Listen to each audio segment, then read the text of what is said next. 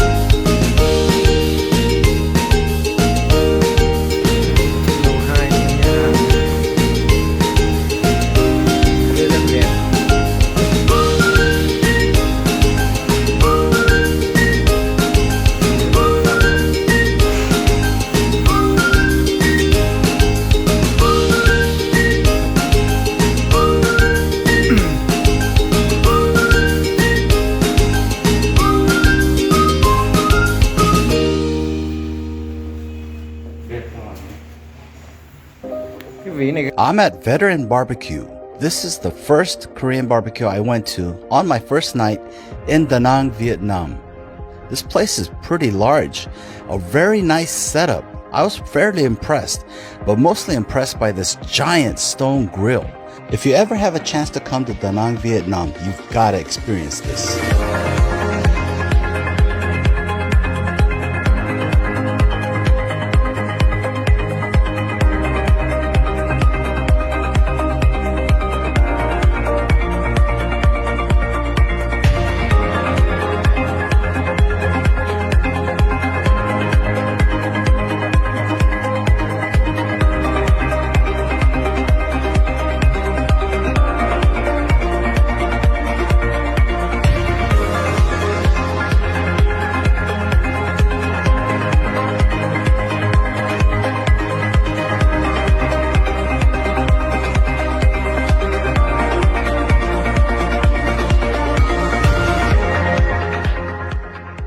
Needless to say, I couldn't wait to try my first bite.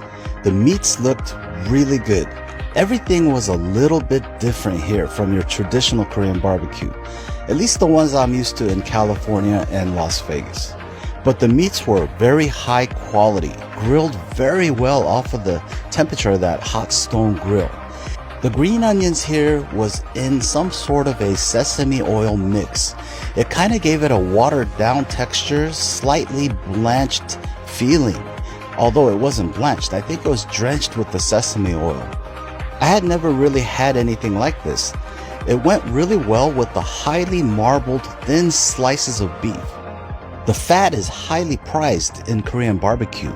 It comes with a really rich taste, a buttery taste from the fat of the beef. And every table is set up with an impressive array of vegetables.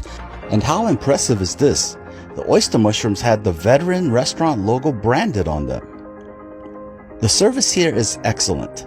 The staff meets every night after closing to discuss operations. That's quality assurance right there. The vegetables were fresh and they were abundant, but it was the cuts of meat that really impressed me.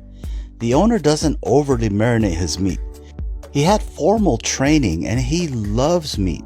He believes in the quality of meat and he takes extra care to preserve the purest and best quality taste of the meats. Although usually I prefer to cook my own meats at Korean barbecues, I really enjoyed the tableside service of the staff. After a great experience of eating something so good, sometimes the nostalgic memory comes back. And even as I'm editing this video, I remember how good this was. The thinly, buttery, rich taste of the beef mixed with the scallions and the sesame oil. They even had steamed egg, which is normally served at Korean barbecues, but this place was a little bit unique, its own style. The thinly sliced scallions has more of a raw onion taste. It's like raw onions versus grilled onions on your burger. Kind of gives it more of a bite. A good contrast when you're eating something very rich like this. But I kind of mixed it with everything. Both versions gave it a great accompaniment to the beef. I was extremely pleased to find a good Korean barbecue here in Na'ng. It's been raining a lot, and I was a little bummed because I couldn't go up to the mountains to tour the iconic places I came to see. But I decided to take a risk and do it anyway. So now let's get back to Veteran Restaurant. I was having a really good experience here as well, as there were other cuts of meat, tons of other cuts. I didn't get to try everything. Some of the cuts they have are like premium quality steaks.